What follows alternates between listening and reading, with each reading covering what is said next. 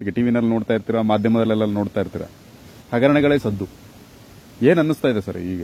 ಏನು ಸರ್ವಂ ಹಗರಣಮಯಂ, ಏನು ಮಾಡೋಕ್ಕಾಯ್ತಾ ಇಲ್ಲ. ಹೆಗಡೆ ಮೊನ್ನೆ KS ಹೆಗಡೆಯವರು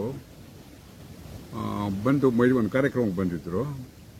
ಒಂದು ಕಾರ್ಯಕ್ರಮಕ್ಕೆ ಬಂದಾಗ ಅವರು ಒಂದು ಮಾತು ಹೇಳಿದ್ದಾರೆ, 1 ಲಕ್ಷ ಜನ ಸಿನ್ಸಿಯರ್ ಯೂತ್ಸ್ ಈ ದೇಶದಲ್ಲಿ ಉದ್ಭವವಾದರೆ ಹೊಸದಾಗಿ ನಾವು ನಮ್ಮ ಜೀವಮಾನದಲ್ಲಿ ನಾವು ಕರಪ್ಟ್ ಆಗಲ್ಲ ಅಂತ ಪ್ರತಿಜ್ಞೆ ಮಾಡಿ ಅಂಥ ಕಮಿಟೆಡ್ ಯೂತ್ಸ್ 1 ಲಕ್ಷ ಜನ ಬಂದರೆ ಈ ದೇಶನ ಸರಿಪಡಿಸಬಹುದು ಅಂತ ಹೇಳಿದ್ದಾರೆ. ಹಾಗಾಗಿ ಎಲ್ಲೂ ಏನು ಯಾವುದೂ ಏನು ಮಾಡೋಕ್ಕಾಯ್ತಲ್ಲ, ಎಲ್ಲ ಗೊಂದಲ. ಒಬ್ರು ಹೆಚ್ಚು ಒಬ್ರು ಕಮ್ಮಿ ಅನ್ನೋದಿಲ್ಲ ಪ್ರಶ್ನೆ. ಈ ಕಡೆಯಿಂದ ಅಲ್ಲಿಗೆ ಹೋದ್ರು ಅಷ್ಟೇ, ಅಲ್ಲಿಂದ ಇಲ್ಲಿಗೆ ಬಂದ್ರು ಅಷ್ಟೇ, ಎಲ್ಲಾರ್ದು ಅದೇ ಕತೆ ಆಗುತ್ತೆ. ಈಗ ಬಿಜೆಪಿಯವರು ವಾದ ಮಾಡೋದು ಅವರು ಹಗರಣ ಮಾಡಿದ್ದಾರೆ ಅಂತ. ಅವ್ರದ್ದು ಹಗರಣ ಇದೆ, ಇವ್ರದ್ದು ಹಗರಣ ಇದೆ. ಹೌದು, JDSನವ್ರದ್ದು ಹಗರಣ ಇದೆ. ಇದು ಯಾರು ಸರ್ ಮಾಡ್ತೀರಿ ನೀವು ಈ ಪ್ರಪಂಚದಲ್ಲಿ? ಹೌದು. ಇದು KS ಹೆಗಡೆ ಅವರು, ನ್ಯಾಯಮೂರ್ತಿ ಹೆಗಡೆಯವರಿದೆ ನೋಡಿ, ಅಂತವ್ರು ಬರಬೇಕು. ಅಂತವ್ರ ಸಂಖ್ಯೆ ಕಮ್ಮಿ ಹೋಗಿದೆ. ಅಣ್ಣಾ ಹಜಾರೆ ಬಂದ್ರು, ಏನು ಮಾಡಕ್ಕಾಗಲಿಲ್ಲ, ಹೋದ್ರು. ಹೌದು, ಪಾಪ ಸಾಕಷ್ಟು ಪ್ರಯತ್ನ ಪಟ್ಟರು, ಮಾಡಕ್ಕಾಗಲಿಲ್ಲ. ಹಾಗಾಗಿ ಅನ್ಲೆಸ್ ಇದು ಹೊಸ ಒಂದು ಪೀಳಿಗೆ ಬರಬೇಕು. ಹೊಸ ಪೀಳಿಗೆ ನಾವು ಯಾವ ಕಾಲಕ್ಕೂ ನಾವು ಕರಪ್ಟ್ ಆಗಿಲ್ಲ. ನಾವು ಖಚಿತವಾಗಿ ನಾವು ಯಾವ ಕಾರಣಕ್ಕೂ ಕರೆಕ್ಟ್ ಆಗಲ್ಲ. ನಾವು ಸರಿಯಾಗಿರ್ತೀವಿ. ನಾವು ದೇಶಕ್ಕಾಗಿ ನಾವು ತ್ಯಾಗ ಮಾಡ್ತೀವಿ. ಆ ತ್ಯಾಗ ಮನೋಭಾವ ಬರಬೇಕು, ನೈತಿಕತೆ ಇರಬೇಕು. ಆ ನೈತಿಕತೆ ನಾವು ಮೇಂಟೈನ್ ಮಾಡ್ತೀವಿ ನಮ್ಮ ಜೀವನದಲ್ಲಿ ಅನ್ನೋದು ಅಂಥವರು. ಅವರು 1 ಲಕ್ಷ ಜನ ಹೇಳಿದ್ರು, 1 ಲಕ್ಷ ಜನ ಸಾಲಲ್ಲ. ನನ್ನ ಅಭಿಪ್ರಾಯದಲ್ಲಿ 10 ಲಕ್ಷ ಬೇಕು. 10 ಲಕ್ಷ ಜನ ಅಂಥ ಮಹಾ ಧೀಮಂತರು ಬಂದ್ರೆ, ಯುವಕರು, ಯುವ ಪೀಳಿಗೆ, ಅವರು ಪ್ರತಿಜ್ಞೆ ಮಾಡಬೇಕು, ನಾನು ಜೀವಮಾನದಲ್ಲಿ ನೈತಿಕತೆ ಮೇಂಟೈನ್ ಮಾಡ್ಕೊಂಡು ನಾವು ಬದುಕ್ತೀನಿ. ನಾನು ದೇಶಕ್ಕಾಗಿ ನನ್ನ ಸ್ವಾರ್ಥಕ್ಕೆ ನಾನು ಏನು ಮಾಡಿಕೊಡಲ್ಲ. ನನ್ನ ಕೆಪಾಸಿಟಿಗೆ, ನನ್ನ ನನ್ನ ಯೋಗ್ಯತಾನುಸಾರವಾಗಿ ನನ್ನ ಯೋಗ್ಯತೆ ಏನಿದೆ ಅಷ್ಟು ಮಾತ್ರ ನಾನು ಸಂಪಾದನೆ ಮಾಡ್ಕೋತೀನಿ ವಿನಃ ನನ್ನ ಯೋಗ್ಯತೆ ಮೀರಿನ ಕೈ ಹಾಕಕ್ಕೆ ಹೋಗಲ್ಲ, ಕರಪ್ಟ್ ಆಗಲ್ಲ. ನೈತಿಕತೆ ನಾನು ಹಾಳು ಮಾಡ್ಕೊಡಲ್ಲ.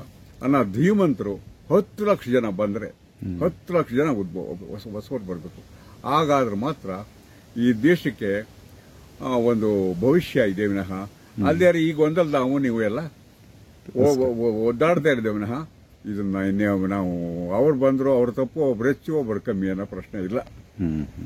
ಈಗ ಕೇಂದ್ರದಲ್ಲಿ ಹೋದ್ರೆ ಪ್ರಧಾನಮಂತ್ರಿ ಅವರು 10 ವರ್ಷ ಆಡಳಿತ ಮಾಡಿದ್ರು. ಈಗ ನರೇಂದ್ರ ಮೋದಿ ಅವರು, ಈಗ ಅವರು ಪ್ರಧಾನಮಂತ್ರಿಯವರು ನರೇಂದ್ರ ಮೋದಿ ಅವರು ಅಫ್ಕೋರ್ಸ್ ಅವರು ಬಹಳ ಧೀರರು, ನಾನ್ ಕರಪ್ಟ್, ಏನು ಅನುಮಾನ ಇಲ್ಲ.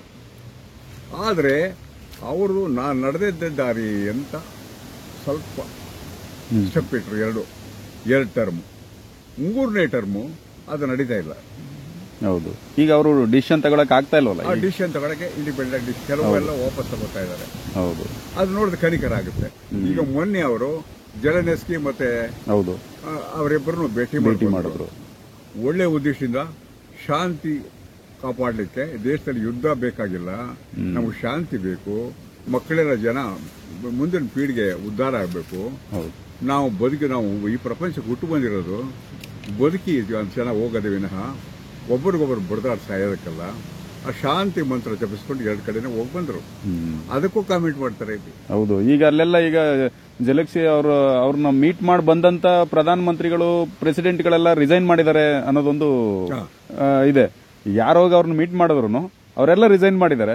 ಮುಂದೆ ಈಗ ನರೇಂದ್ರ ಮೋದಿ ಅವರು ಈಗ ಬಿಟ್ಕೊಡ್ಬೇಕಾಗತ್ತೆ ಅನ್ನೋದೊಂದು, ಅದು ಈಗಾಗಲೇ ನಡೀತಾ ಇದೆ. ಇದು ಆಗಲೇ ಹುಡುಕ್ತಾ ಇದ್ದಾರೆ. ಆಫ್ಟರ್ ನರೇಂದ್ರ ಮೋದಿ ಯಾರು ಅನ್ನೋದು ಆಗಲೇ ಹುಡುಕಾಟ ಶುರು ಮಾಡೇ ಬಿಟ್ಟಿದ್ದಾರೆ. ಹೌದು, ಈಗಾಗಲೇ ನೋಡಿ ಶುರು ಮಾಡಿ ಇದಾರೆ ಸರ್. ನಡೆಸ್ತಾರ ಅಮಿತ್ ಶಾನ, ಗಡ್ಕರಿನ, ಮತ್ತೆ ಇನ್ಯಾರೋ ಒಬ್ಬರು ಇದಾರಲ್ಲ ಅವರು, ಯೋಗಿ ಆದಿತ್ಯನಾಥ್ ಆಗಲೇ ಪ್ರಾರಂಭ ಆಗಿದೆ. ಲಿಸ್ಟ್ ಮಾಡ್ಬಿಟ್ಟಿದ್ದಾರೆ ಒಂದಷ್ಟು. ಆದ್ರಿಂದ ಮೊದಲು ಫಸ್ಟ್ ಟರ್ಮ್ ಅವ್ರು ಯಾವ ರೀತಿ ಸ್ಟೆಪ್ಸ್ ತಗೊಂಡ್ರು ಆ ರೀತಿ ಮುನ್ನುಗ್ಗಕ್ಕೆ ಆಯ್ತಾ ಇಲ್ಲ. ಅವ್ರ ಸುತ್ತಮುತ್ತ ಇರೋರು ಅವರಷ್ಟೇ ಹೌದು ಇದು ಉನ್ನತವಾಗಿ ನೈತಿಕವಾಗಿ ಇಲ್ಲ. ಆದ್ರಿಂದ ಇದು ಈ ಗೊಂದಲದ ನಾವು ಸಿಕ್ಕೊಂಡು ಇದೇ ರೀತಿ ಓಡಾಡ್ಕೊಂಡು ಇರಬೇಕೇನಹ ನಮಗೆ ಬೇರೆ ದಾರಿ ಇಲ್ಲ. ಕೆಲವೊಂದು ಕಾಂಗ್ರೆಸ್ ನಾಯಕರು ಹೇಳ್ತಾರೆ, ಈ ನರೇಂದ್ರ ಮೋದಿ ಅವರು ಬಾಂಗ್ಲಾದೇಶದ ರೀತಿನಲ್ಲೇ ಇವ್ರು ಬಿಟ್ಕೊಟ್ಟು ಗಂಟು ಮೂಟೆ ಕಟ್ಕೊಂಡು ಹೋಗ್ಬೇಕಾಗುತ್ತೆ, ಆ ಪರಿಸ್ಥಿತಿ ಬರುತ್ತೆ ಅಂತ ಹೇಳ್ತಾರೆ. ಇಲ್ಲ ಇಲ್ಲ, ಆ ಮಟ್ಟ ಬರಲ್ಲ. ನಮ್ಮ ದೇಶ ಡಿಫ್ರೆಂಟ್. ಯಾವ ಕಾಲಕ್ಕೆ ಅದು ತಪ್ಪು. ಯಾವ ಕಾಲಕ್ಕೆ ಈ ದೇಶಕ್ಕೆ ಬಾಂಗ್ಲಾದೇಶಕ್ಕೆ ಸ್ಥಿತಿಗೆ ಬಂದ್ರೆ ಎಷ್ಟೇ ಕರಪ್ಟ್ ಆಗಿರಲಿ, ಬಾಕಿ ಯಾರೇ ಬರಲಿ, ಅಥವಾ ಮೋದಿ ಅವರು ಕಾಂಗ್ರೆಸ್ ಸರ್ಕಾರ ಬಂದರೂ ಸಹ ಆ ಮಟ್ಟಕ್ಕೆ ಹೋಗಲ್ಲ. ನಮ್ದೇ ಆದ ಒಂದಷ್ಟು ಸಿಸ್ಟಮ್. ನಮ್ಮ ದೇಶಕ್ಕೆ ಒರಿಜಿನಾಲಿಟಿ ಸ್ವಲ್ಪ ಇದೇ ವಿನಃ ನೈತಿಕತೆ ಇರುತ್ತೆ. ಎಷ್ಟೇ ಆದ್ರೂ ಇದು ಒಂದು ಧರ್ಮದ ಮೇಲೆ ನೆನಪಿರೋದು ಭಾರತ. ಹಾಗಾಗಿ ಯಾವ ಕಾರಣಕ್ಕೂ ಪಾಕಿಸ್ತಾನದ ರೀತಿಯಾಗಲಿ ಬಾಂಗ್ಲಾದೇಶದ ರೀತಿಯಾಗಲಿ ಈ ದೇಶ ಆಗಲ್ಲ. ಈ ದೇಶಕ್ಕೆ ತನ್ನದೇ ಆದ ಒಂದು ಅಸ್ತಿತ್ವ ಇದೆ, ತನ್ನದೇ ಆದ ಒಂದು ಧರ್ಮವೂ ಇದೆ.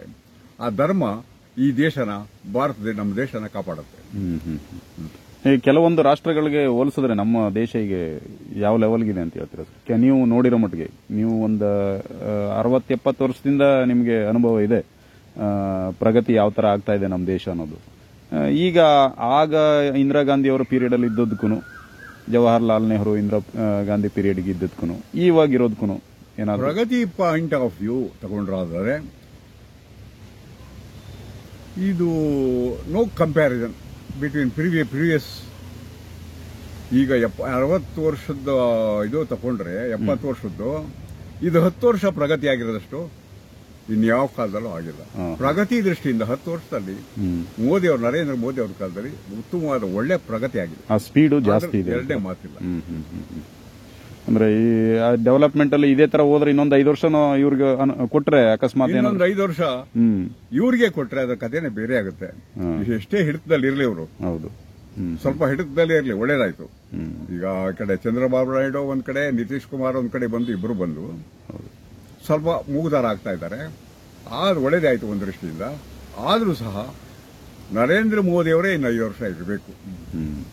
ಈ ನರೇಂದ್ರ ಮೋದಿ ಅವರೇ ಇನ್ನು 5 ವರ್ಷ ಯಾವಾಗಾದ್ರೂ ಹೊಂದಾಣಿಕೆ ಮಾಡಿಕೊಂಡು ಅದು 10 ವರ್ಷ ನಡೆದ ಇವರು ಇಂಡಿಪೆಂಡೆಂಟ್ ಆಗಿ ಹೋದ್ರಲ್ಲ 10 ವರ್ಷ, ಆ ಸ್ಪೀಡಲ್ಲಿ ಹೋಗದಿದ್ರು ಸಹ ಹೊಂದಾಣಿಕೆ ಮಾಡಿಕೊಂಡೆ ಇನ್ನು 5 ವರ್ಷ ಇದ್ದರೆ